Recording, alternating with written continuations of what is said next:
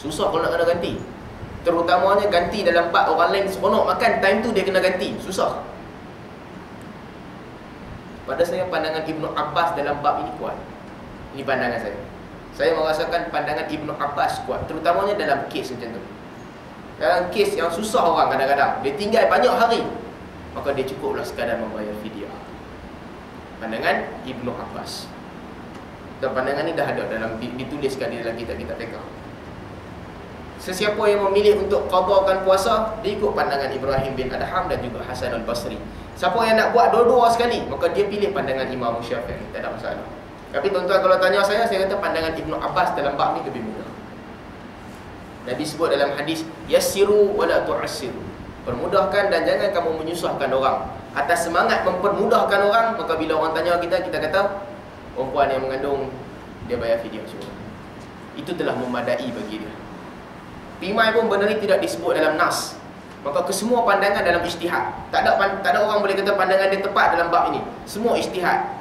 Cuma yang paling warak ikut mazhab Syafi'i lah, buat dua-dua sekali. Tapi itu pun boleh dipertikaikan, boleh dipersoalkan. Nampak seolah-olah kalau kita kata perempuan yang mengandung dia wajib buat dua-dua, ganti dan juga bayar fidyah, nampak seolah-olah agama ni menyusahkan mereka. Nampak macam agama menyusahkan perempuan. Orang yang sakit luka ataupun demam sikit, dia buka puasa, dia ganti saja. Perempuan yang menyusukan anak, dia buka puasa bukan sebab dia, sebab menyusukan anak, tiba-tiba dia kena buat dua-dua sekali.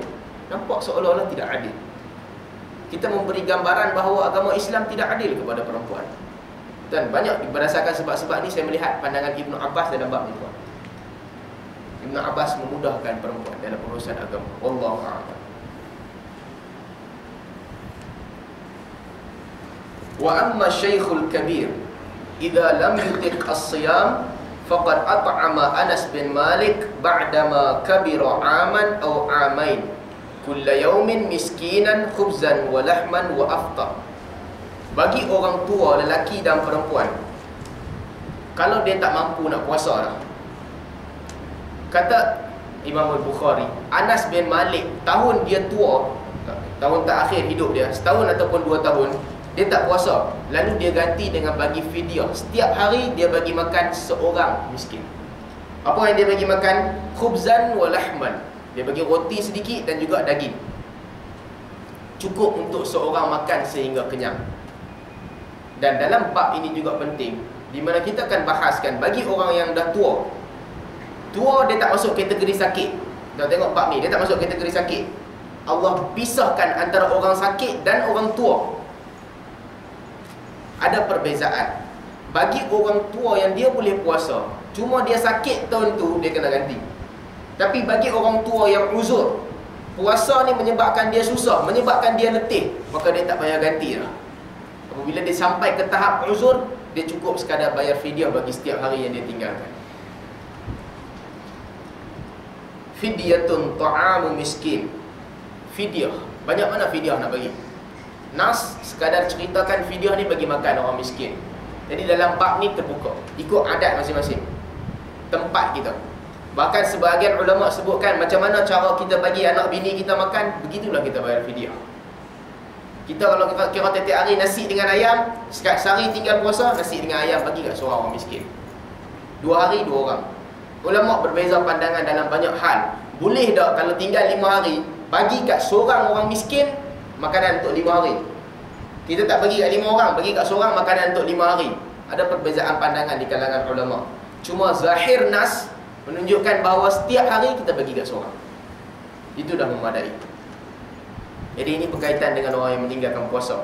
Tentu lepas ni kalau kata isteri tinggal puasa sebab bersalin ataupun disebabkan menyusukan anak, nak ikut pandangan Ibnu Abbas yang paling mudah, gantikan setiap hari yang dia tinggalkan itu dengan bagi makan orang miskin, fidyah. Itu telah memadai. Qala Ibnu Abbas, laysat bimansukha wa huwa syaikhul kabir wal mar'atul kabiratu la yastati'an an yasuma fayut'imani makan kulla yawmin miskinan. Kata Ibnu Abbas, ayat ini wa 'alal ladzina yutiqunahu fidyatun ta'amu miskin. Jumhur ulama berpandangan Kata jumhur ulama, zaman awal diwajibkan puasa, Nabi suruh puasa. Tapi bagi orang yang tak mau puasa, dia boleh ganti. Ganti dia dengan cara apa? Bayar fidyah. Siapa orang rasa malas nak puasa, dia tak bayar puasa, dia ganti dengan bayar fidyah.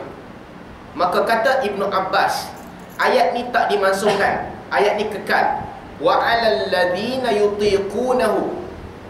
Dalam Quran kita baca wa 'alal ladzina yutiqunahu. Sesiapa yang mampu tapi dia tak puasa, dia bayar fidyah. Kata Ibnu Abbas, ayat ni bukan dibaca dengan yutiqunahu, tapi dia dibaca dengan yutawwiqunahu. Kita masuk dalam bab qiraat, perbezaan bacaan. Mengikut Ibnu Abbas dan Ibnu Mas'ud, cara untuk baca ayat ni adalah wa 'alal ladzina yutawwiqunahu fidyatun ta'amu miskin. Jadi ada dua cara baca. Walaupun riwayat bacaan daripada Ibnu Abbas itu bukan riwayat yang sahih, riwayat yang bukan mutawatir. Bukan mutawatir maksudnya kita tak boleh guna untuk baca Al-Quran. Imam tak boleh baca macam tu. Imam pemain tarawih katakan wa 'alal ladzina yutawwiqunahu, dia tak boleh baca sebab riwayat ini tidak mutawatir. Tapi sahih, diriwayatkan di dalam Sahih Al-Bukhari. Sahih maksudnya apa? Ketika Al-Quran turun, Ibnu Abbas dan Ibnu Mas'ud memang baca macam ni. Wa 'alal ladzina yutawwiqunahu fidyatun ta'amu miskin. Memang mereka baca begini. Kenapa kita tak boleh baca dalam solat? Sebab apa kita tak boleh baca kalau orang tanya? Sebab di dalam solat kita hanya baca Al-Quran. Apa maksud Al-Quran? Apa yang diriwayatkan kepada kita dengan jalan mutawatir sahaja. Itu Al-Quran.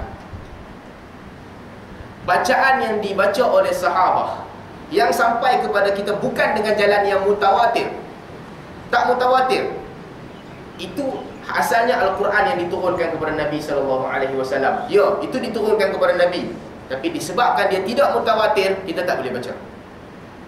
Tuan-tuan ingat lagi takrif Al-Quran. Apa takrif Al-Quran?